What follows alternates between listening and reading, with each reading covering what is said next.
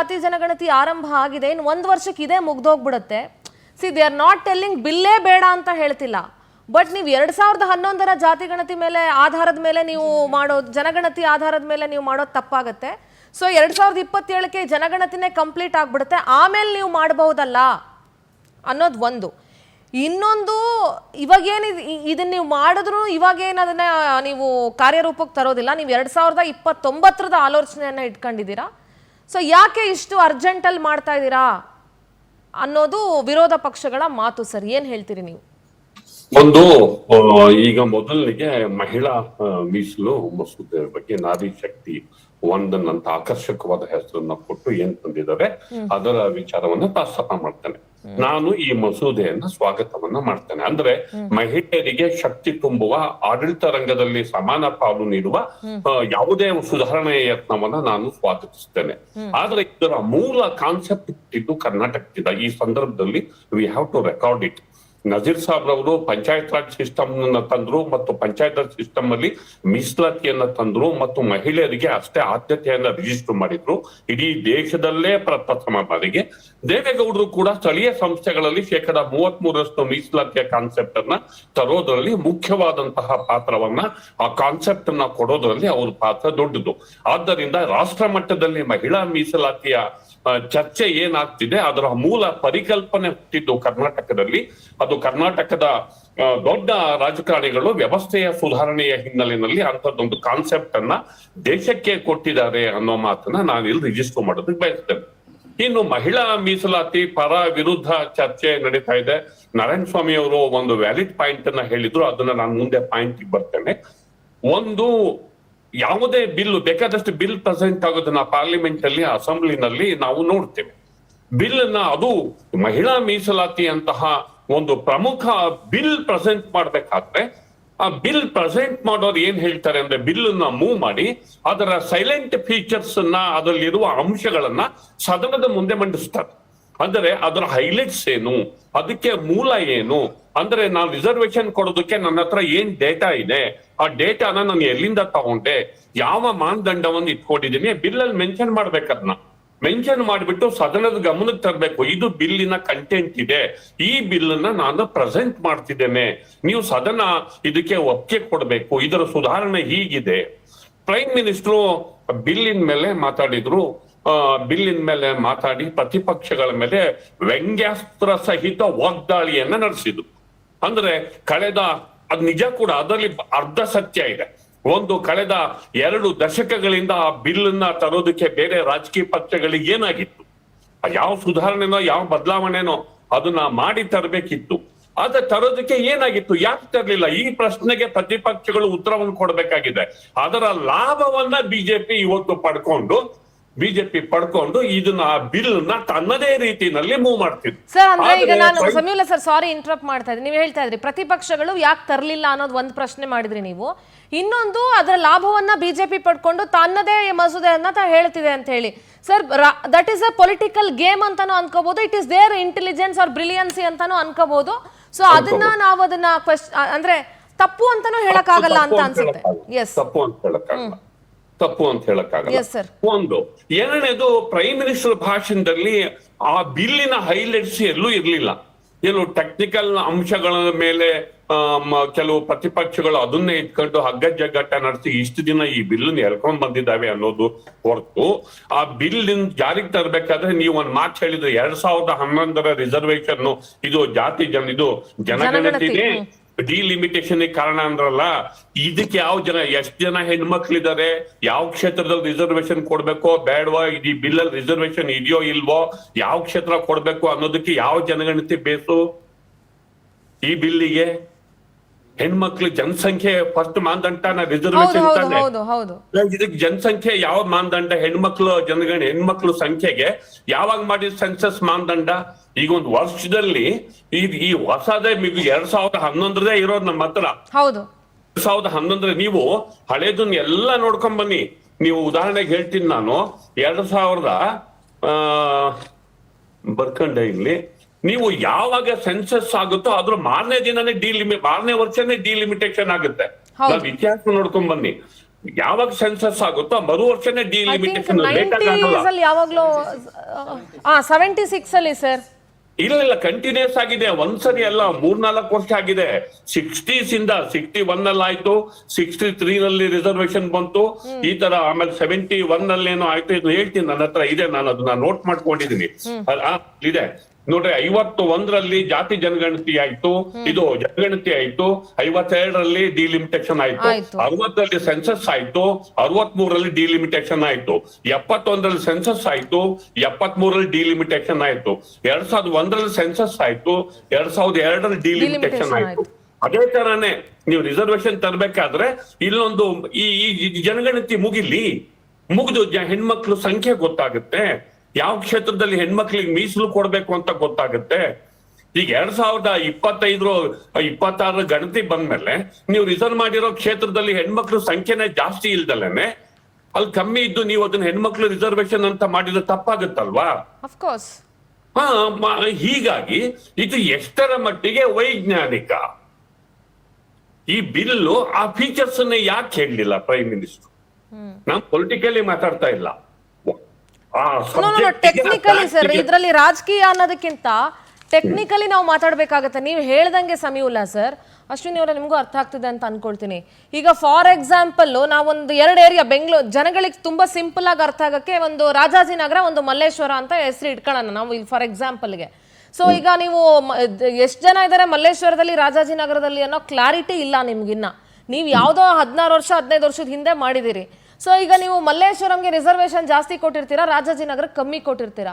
But ರಾಜಾಜಿನಗರದಲ್ಲಿ ಜಾಸ್ತಿ ಮಹಿಳೆಯರಿದ್ದು ಮಲ್ಲೇಶ್ವರದಲ್ಲಿ ಕಡಿಮೆ ಮಹಿಳಾ ಸಂಖ್ಯೆ ಇತ್ತು ಅಂತಂದ್ರೆ ಸೊ ದಟ್ ರಿಸರ್ವೇಶನ್ ಎಕ್ಸಾಕ್ಟ್ಲಿ ಹಾಳಾಗೋಯ್ತು ಅಂತ ಅರ್ಥ. ಎಕ್ಸಾಕ್ಟ್ಲಿ ನೀವು ನಿಮ್ಮ ಪ್ರಶ್ನೆ ಕರಾರುವಾಗ್ತಾ ಇದೆ, ಅದು ನನ್ನ ಅಭಿಪ್ರಾಯವೂ ಇದೆ.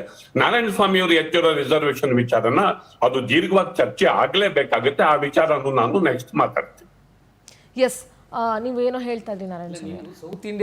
ಸೌತ್ ಇಂಡಿಯಾ ಸ್ಟೇಟ್ಸ್ಗೆ ಈ ರಿಸರ್ವೇಷನ್ದ ಏನು ತೊಂದರೆ ಆಗುತ್ತೆ ಅಂತ ತಾವು ಹೇಳಿದ್ರಿ. ನಮಗೆ ಕುತ್ಕೊಳ್ಳಾಗ ಫಸ್ಟ್ ನೀವು ಮೆನ್ಷನ್ ಮಾಡಿದ್ರಿ. ನಾನು 2 ಸ್ಟೇಟ್ದ ಎಕ್ಸಾಂಪಲ್ ತಗೊಳ್ತೀನಿ. ಈಗ ಉತ್ತರ ಪ್ರದೇಶ 80 ಇದೆ, 140 ಆಗುತ್ತೆ. ಬಿಹಾರ 40 ಇದೆ, 73 ಆಗುತ್ತೆ. ನೀವು ಇನ್ಕ್ರೀಸ್ ಮಾಡ್ತಿರಲ್ಲ, ಅದ್ರ ಶೇಕಡಾವಾರು ಪರ್ಸೆಂಟೇಜ್ ನೋಡಿ. ಉತ್ತರ ಪ್ರದೇಶ 1.7 ಆಗುತ್ತೆ ಶೇಕಡಾವಾರು, ಬಿಹಾರ 1.2 ಬರುತ್ತೆ. ಈ 2 ಸ್ಟೇಟು. ನೀವು ಸೌತ್ ಇಂಡಿಯಾಗೆ ಬನ್ನಿ. ಸೌತ್ ಇಂಡಿಯಾದಲ್ಲಿ ಕರ್ನಾಟಕ 28ರಿಂದ 42 ಆಗುತ್ತೆ. ಬಟ್ ಇನ್ಕ್ರೀಸ್ ಮಾಡುವ ಶೇಕಡಾವಾರು ಪರ್ಸೆಂಟೇಜ್ 0.56 ಇರುತ್ತೆ. ನೀವು ತಮಿಳ್ನಾಡು ತಗೊಳ್ಳಿ 1.2 ಇರುತ್ತೆ. ಕೇರಳ ತಗೊಳ್ಳಿ ಓನ್ಲಿ ಶೇಕಡ 1% ಇರುತ್ತೆ. ಆಂಧ್ರ ಮತ್ತು ತೆಲಂಗಾಣ 0.8% ಇರುತ್ತೆ. ಒಡಿಶಾ 0.5% ಇದೆ. ವೆಸ್ಟ್ ಬೆಂಗಾಲ 1.2% ಇದೆ. ಇದು ನಿಮಗೆ ಕರ್ನಾಟಕದ ಜನತೆ, ದೇಶದ ಜನತೆ ಗೊತ್ತಾಗ್ತಾ ಇಲ್ವಾ? ಇದು ನಿಜವಾಗ್ಲೂ ಸೌತ್ ಇಂಡಿಯಾಗೆ ಅನ್ಯಾಯ ಆಗ್ತಾ ಇದೆ ಅಂತ. ಅದನ್ನೇ ನಾನು ಹೇಳ್ತಾ ಇದ್ದೀನಿ. ಇವಾಗ ಆ ಜನಗಣತಿ ಪ್ರಕಾರ ತಗೊಂಡು ಹೋದ್ರೆ ಕೇರಳ ಕಡಿಮೆ ಆಗ್ಬೇಕು, ಬಟ್ ಕೇರಳ ಜಾಸ್ತಿ ಆಗ್ತಿದೆ. ನಾನು ಹೇಳ್ತಾ ಇರೋದು ಅದನ್ನೇ. ಕೇರಳ ಒಂದೇ ಅಲ್ಲ, ಇಡೀ ಸೌತ್ ಇಂಡಿಯಾದಲ್ಲಿ ಎಲ್ಲಾ ಸ್ಟೇಟ್ಗಳಿಗೂ ಕಂಪೇರ್ ಟು UP, ಬಿಹಾರ್, ಆ 2 ಸ್ಟೇಟ್ ತಗೊಂಡ್ರೆ ನೀವು ನಮಗೆ ಇನ್ಕ್ರೀಸ್ ಆಗುವಂಥದ್ದು 0.5, 0.6 ಆಗುತ್ತೆ. ಅವರಿಗೆ 50% ಫಾರ್ಮುಲಾ ಏನೋ ತಂದಿದ್ದಾರೆ ಅಂತ ಫಾರ್ಮುಲಾ ಅವ್ರಿದೆ. 1.7 ಆಗುತ್ತೆ UP, 80ರಿಂದ 140 ಆದ್ರೆ ನೋಡಿ. ಬಿಹಾರ 1.2% ಆಗುತ್ತೆ ಇನ್ಕ್ರೀಸ್ ಇಂದ ಶೇಕಡಾವಾರು. ಬಟ್ ನಮಗೆ ಕರ್ನಾಟಕಕ್ಕೆ ತಗೊಳ್ಳಿ 0.56 ಆಗುತ್ತೆ ಇನ್ಕ್ರೀಸ್ ರೇಟ್ ಆಫ್ ಪರ್ಸೆಂಟೇಜು. ಕೇರಳಗೆ 1% ಇದೆ. ಆಮೇಲೆ Andhra depends upon the population. ಇದೇ point. This is the main cause. Mistake ಕರ್ನಾಟಕದ ಸೌತ್ ಇಂಡಿಯಾದವ್ರದ್ದು ಇದು ತಪ್ಪಾಗಿರೋದು. ನಾವು ನ್ಯಾಷನಲ್ಲಿ ನಾವು ಪಾಪ್ಯುಲೇಷನ್ ಅವಾಯ್ಡ್ ಮಾಡಿ ನಾವು ಅಭಿವೃದ್ಧಿ ಕೊಟ್ಟಿದ್ದೀವಿ, ಟ್ಯಾಕ್ಸ್ ಕಟ್ತಾ ಇದ್ದೀವಿ, ಈ ಡೆವಲಪ್ ಮಾಡಿದ್ದೀವಿ. ಇಡೀ ಪ್ರಪಂಚದಲ್ಲೇ ಕರ್ನಾಟಕ ಸೌತ್ ಇಂಡಿಯಾ ಅಂದರೆ ಒಂದು ಹೆಗ್ಗಳಿಕೆ ಇದೆ. ಬಟ್ ನಾವು ಮಾಡಿದ್ದು ಈ ನ್ಯಾಷನಲ್ ಪಾಲಿಸಿನ ಇಂಪ್ಲಿಮೆಂಟ್ ಮಾಡಿದ್ದೇ ನಮ್ಗೆ ಅನ್ಯಾಯ ಆಗ್ತಾ ಇರೋದು. ನಮ್ಮನ್ನು ನೀವು ಕನ್ಸಿಡರ್ ಇಲ್ಲಿ ಏನು ಮಾಡಿದೆ, ನೀವು ಏನು ಮಾಡಲಿಲ್ಲ. ಉದಾಹರಣೆಗೆ ನೀವು ಬಿಹಾರ UPಯಲ್ಲಿ ಏನು ಇಂಪ್ಲಿಮೆಂಟ್ ಆಗಿಲ್ಲ. ನಾವು ಕೀರ್ತಿಗೊಬ್ಬ ಆರ್ತಿಗೊಬ್ಬ ಅಂತ 75ಇಂದ ಕರ್ನಾಟಕ ಆಗಲಿ, ಕೇರಳ ಆಗಲಿ, ಆಂಧ್ರ ಆಗಲಿ, ನಾವು ಏನು ಅನುಭವಿಸಿ ಇವತ್ತು ಅಭಿವೃದ್ಧಿ ಅಂತಂದು education wise we are number 1, financial wise you are number 1, industry wise we are number 1. But ಇಲ್ಲಿ ನಾವೆಲ್ಲ ನಂಬರ್ 1 ಆಗಿ ನಾವು ನೋಡಿ ಪಾರ್ಲಿಮೆಂಟ್ ರೆಪ್ರೆಸೆಂಟೇಟಿವ್ ಓ place compare to Bihar and UP, parliament Andhra ಓ ಪ್ಲೇಸ್, ಕೇರಳ ಓ ಪ್ಲೇಸ್, ತಮಿಳುನಾಡು ಓ ಪ್ಲೇಸ್. ಇದ ನಮ್ಗೆ ಅನ್ಯಾಯ ಆಗ್ತಾ ಇರೋದು. ಇದು ಅನ್ಯಾಯ ಅಲ್ವಾ? ಈ ಅನ್ಯಾಯನ ಪ್ರಧಾನಮಂತ್ರಿ ತೂಗಿಸ್ಬೇಕಂತ ಹೇಳಿದ್ವಿ. ಬಟ್ ಅವ್ರ ವಾದದಲ್ಲಿ ಇಲ್ಲ. ಅವ್ರು ಹೇಳಿದ್ರು ಈಗ ಬಂದ ತಕ್ಷಣ ಒಂದು ಪಾಯಿಂಟ್ ಅವ್ರ ಸ್ಪೀಚ್ ಅಲ್ಲಿ ಬಂತು. ನಾನು ಏನ್ ಹಿಂದೆ ಯಾವ ರೀತಿ ಮಾಡ್ತಾ ಇದ್ರು ಆ ಅದೇ ರೀತಿ ತರ ಮಾಡ್ತಾ ಮಾಡ್ತಾ ಇದ್ದೀವಿ. ಅಂದ್ರೆ ನೀವು ಸೌತ್ ಇಂಡಿಯಾದವರು ಏನು ನ್ಯಾಷನಲ್ ಪಾಲಿಸಿ ಇಂಪ್ಲಿಮೆಂಟ್ ಮಾಡಿದ್ರು ನೀವು ಸಾಯ್ರಿ. ನಾವೇನ್ ಅಂದ್ಕೊಂಡಿದ್ದೀವಿ, ನಾವೇನ್ ಪಾಪ್ಯುಲೇಷನ್ ಇಟ್ಕೊಂಡಿದ್ದೀವಿ ಅದೇ ಇದೇ ನ್ಯಾಯನ ನಾವು ಆಸ್ ಎ ಕನ್ನಡಿಗ, ಕರ್ನಾಟಕ ನಮ್ಮ ಪಾರ್ಲಿಮೆಂಟ್ ಮೆಂಬರ್ ಹೇಳ್ದ I am proud as a Kannadiga ಅಂತ. ಅವ್ರು ಹೇಳಿದ್ದೇನಂದ್ರೆ ಇದ್ರಲ್ಲಿ ಏನಾದ್ರು ತಪ್ಪು ಕಾಣಿಸಿದ್ರೆ ಕನ್ನಡಿಗನಾಗ ನಾನೇ ಅದನ್ನ ಇದು ವಿರೋಧಿಸ್ತಿದ್ದೆ ಅಂತ ತಪ್ಪಲ್ವಾ? ಇಟ್ ಇಸ್ ಆನ್ ಫ್ಯಾಕ್ಟ್, ಇದು ತಪ್ಪಲ್ವಾ? ಅದು ಆಸ್ ಎ ಕನ್ನಡಿಗ ನಾನು ಹೇಳ್ತಾ ಇದ್ದೀನಿ. ಇದು ನಾವು ಇವಾಗ ಟ್ಯಾಕ್ಸ್ ಎಷ್ಟಿಗೆ ಕೊಡ್ತಾ ಇದೀವಿ ನ್ಯಾಷನಲ್ ಲೆವೆಲ್ಗೆ, ಟ್ಯಾಕ್ಸ್ ಹೆಚ್ಚಿಗೆ ಕೊಡ್ತಾ ಇರೋಗೆ ರಿಟರ್ನ್ ಹೆಚ್ಚಿಗೆ ಕೊಡ್ರಿ, ಪಾಲಿಸಿ ಅಡಾಪ್ಟ್ ಮಾಡ್ಕೊಳ್ರಿ. ಇಲ್ಲ ಅಲ್ಲೇನಾಗುತ್ತೆ ಗೊತ್ತಾ, ಅವ್ರದ್ದು ಅಲ್ಲಿ ರಾಜ್ಯಗಳಿಗೆ ಹಂಚ್ಬೇಕಲ್ಲ ಅದೇ ಇದಕ್ಕೆ ಫೆಡರಲ್ ಸಿಸ್ಟಮ್. ನೀವು ಪಾಪ್ಯುಲೇಷನ್ ಅವಾಯ್ಡ್ ಮಾಡೋದು ಇಡೀ ಸೌತ್ ಇಂಡಿಯಾ 100% ಮಾಡಿ ನಾವು ಇಂಪ್ಲಿಮೆಂಟ್ ಮಾಡಿ ಇವತ್ತು ವಿಜೃಂಭಣೆಯಿಂದ ಅಭಿವೃದ್ಧಿ ಹೊಂದ್ತಾ ಇದ್ದೀವಿ. ಇದು ನಮಗೆ federal ದ್ರೋಹ. system ಇಲ್ಲ. ಇದು ಬಿಲ್ಲಲ್ಲಿರೋ ಮೋಸ, ಇದು ಅನ್ಯಾಯ. ಅದರಿಂದನೇ ಸೌತ್ ಇಂಡಿಯಾದವರು ವಿರೋಧ ಮಾಡ್ತಾರೆ. ಮೊದಲನೇ ಕಾರಣ ನನಗೆ ತಿಳಿದ ಮಟ್ಟಿಗೆ ಯಾವುದೇ ಕಾರಣಕ್ಕೂ ಸೌತ್ ಇಂಡಿಯಾವರ ಈ ಪಾಲಿಸಿನ ಈ ರೀತಿಯಾಗಿ ಒಪ್ಕೊಳ್ಳೋದಕ್ಕೆ ಅವಕಾಶನೇ ಇಲ್ಲ, ಒಪ್ಕೊಳ್ಬಾರ್ದು ಕೂಡ. ಎಸ್ ನಾರಾಯಣ ಸ್ವಾಮಿ ಅವರು ಎಸ್ ಹೇಳಿ. ಸಿ ನನಗನ್ಸ್ತಾ ಇದೆ, ನನಗೂ ಅನ್ಸಿದೆ, ಬಹುಶಃ if I am not wrong Samiulla ಸರ್ಗೂ ಅನ್ಸದೆ. ಬಿಕಾಸ್ ನಾರಾಯಣ ಸ್ವಾಮಿ ಅವರು ಇದರಲ್ಲಿ ವ್ಯಾಲಿಡ್ ಪಾಯಿಂಟ್ ಇತ್ತು. ಯಾಕೆಂದ್ರೆ ಒಂದು ನಾನು ಆಗ್ಲೇ ಹೇಳ್ತಾ ಇದ್ದೆ, ಮಹಿಳೆಯರು ಅಂದಮೇಲೆ ಮಹಿಳೆಯರು ಅಂತ ಹೇಳಿ. ಸೊ ಅಫ್ಕೋರ್ಸ್ ಮಹಿಳೆಯರು ಅಂದಮೇಲೆ ಮಹಿಳೆಯರಾದ್ಮೇಲೆ ಪರ್ಸೆಂಟೇಜ್ ನಮ್ಮ ಮಹಿಳೆಯರಿಗೆ ಜಾಸ್ತಿ ಸಿಗ್ಲಿ ಬಿಡಿ, ಸೌತ್ ಇಂಡಿಯಾ ಮಹಿಳೆಯರಿಗೂ ಜಾಸ್ತಿ ಸಿಗ್ಲಿ ಬಿಡಿ. ನಾಲ್ಕೈದು ವಿಷಯಗಳು ನಾನು ಇಲ್ಲಿ ಹೇಳೋದಿದೆ. Kindly don't interrupt. No I will not interrupt. ಆಯ್ತಾ, ಸ್ಪೀಕ್. 4-5 ವಿಷಯ. ಸೊ ಈಗ ಆಲ್ರೆಡಿ ಕ್ಲಾರಿಟಿ ಕೊಟ್ಟಿರೋವಂಥದ್ದು. ಫಸ್ಟ್ ನಾ ಹೇಳ್ಬಿಡ್ತೀನಿ ನೋಡಿ, ಇಂಥ ವಿಷಯದಲ್ಲಿ ರಾಜಕಾರಣ ಬೇಡ, ಕಾಂಗ್ರೆಸ್ ಬಿಜೆಪಿ ಅನ್ನೋದು ಬೇಡ. ಆಯ್ತಾ, ಏನ್ ಹೇಳ್ತಾ ಇರೋದು, ಪಾಪ್ಯುಲೇಷನ್ ತಗೊಳ್ಳೋದಿಲ್ಲ, ಕನ್ಸಿಡರ್ ಮಾಡಲ್ಲ ಅಂತ ಹೇಳಿದ್ದು. ಮತ್ತೆ ಏನ್ ಕನ್ಸಿಡರ್ ಮಾಡ್ತೀರಾ? ಅದಕ್ಕೇನೆ ನೀವೇ ಇವತ್ತು ಡಿಬೇಟ್ ಸ್ಟಾರ್ಟ್ ಆದಾಗ ಎಷ್ಟು ರೈಸ್ ಆಗುತ್ತೆ, ಎಷ್ಟು ಇದಾಗತ್ತೆ ಅಂತ ಹೇಳ್ತಾ ಇದ್ರಿ, ನಂಬರ್ಸ್ ಹೇಳ್ತಾ ಇದ್ರಿ, ಏರಿಕೆ ಆದ್ಮೇಲೆ ಎಷ್ಟಾಗತ್ತೆ ಅಂತ.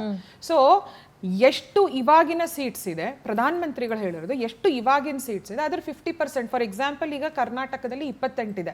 ಸೊ ಇದ್ರ ಹಾಫ್ ಎಷ್ಟು, 14.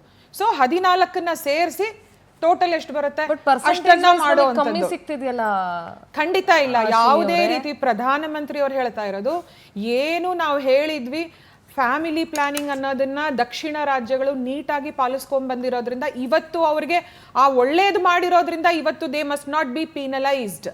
ಉತ್ತರ ಭಾರತದ ರಾಜ್ಯಗಳ ತರಾನೇ ಅವಕ್ಕೂ ಸಮಾನವಾಗಿ ಸಿಗಬೇಕು ಅಂತ ಯೂನಿಫಾರ್ಮ್ ಆಗಿ ಇವತ್ತು ಏನಿದೆ ಅದರ +50% ನ ಮಾಡ್ತಾ ಇರುವಂತದ್ದು ಇದು ಫಸ್ಟ್ ಒನ್. ಆಯ್ತಾ, ಸೊ ಬೇಸ್ಡ್ ಆನ್ ಪಾಪ್ಯುಲೇಷನ್ ಮಾಡ್ತಾ ಇಲ್ಲ. ಇವತ್ತು ಇನ್ನ ಬಿಲ್ಲು ಪ್ರಪೋಸ್ ಆಗಿದೆ. ಸೊ ಪ್ರತಿಯೊಂದು ವಿಷಯನೂ ಕೂಡ ಆಚೆ ಬರುತ್ತೆ, ಪ್ರತಿಯೊಂದು ಡೀಟೇಲ್ ಕೂಡ ಕೊಡ್ಲೇಬೇಕಾಗುತ್ತೆ. ನಮ್ಮ ನಾಯಕರು ಕೊಡ್ತಾರೆ. ಹಿಡನ್ ಅಜೆಂಡಾಗಳು ಕಾಂಗ್ರೆಸ್ನವ್ರ ತರ ಯಾವ್ದು ಇರಲ್ಲ, ದೇಶ ಮಾರುವಂತ. ನೀವೇ ರಾಜಕೀಯ ಮಾಡಬೇಡಿ ಅಂದ್ರೆ ಮತ್ತೆ why are bringing Congress again here? No I am telling Congress ಅವ್ರು ಹೇಳ್ತಾ ಇರೋದು ಸುಳ್ಳುಗಳನ್ನ ನಾನು ಹೇಳ್ತಾ ಇದ್ದೀನಿ. ನಾನು I am just bringing it to the notice of the public through your channel. ಆಯ್ತಾ, ಎರಡನೇದು, ಇವಾಗ ಇವರು ಪಂಚಾಯತ್ ರಾಜಲ್ಲಿ 50% ಮಹಿಳೆಯರು ಅಂತೆಲ್ಲ ಹೇಳಿದ್ರಲ್ಲ, ಕರೆಕ್ಟ್ ತಗೊಂಡ್ ಬಂದ್ರು. ಪ್ರಿಯಾಂಕಾ ಗಾಂಧಿ ಅವ್ರು ಕೂಡ ಇವಾಗ ಪಾರ್ಲಿಮೆಂಟ್ ಅಲ್ಲಿ ಮಾತಾಡ್ತಾ ಇರೋದನ್ನ ನಾವು ನೋಡಿದ್ವಿ. ಪ್ರಿಯಾಂಕಾ ಗಾಂಧಿ ಅವ್ರಿಗೆ ಆ ಫ್ಯಾಮಿಲಿಗೆ ಏನಾದ್ರೂ ಒಂದು ಪ್ರೆಸೆಂಟ್ ಮಾಡುವಾಗ ಪ್ರಿಪರೇಷನ್ ಹೇಗಿರುತ್ತೆ, ಲ್ಯಾಕ್ ಆಫ್ ಫ್ಯಾಕ್ಟ್ಸ್ ಏನ್ ಕಲೆಕ್ಷನ್ ಇರುತ್ತೆ, ಯಾರು ಬರ್ಕೊಡ್ತಾರೆ ನಮಗೆ ಗೊತ್ತಿಲ್ಲ.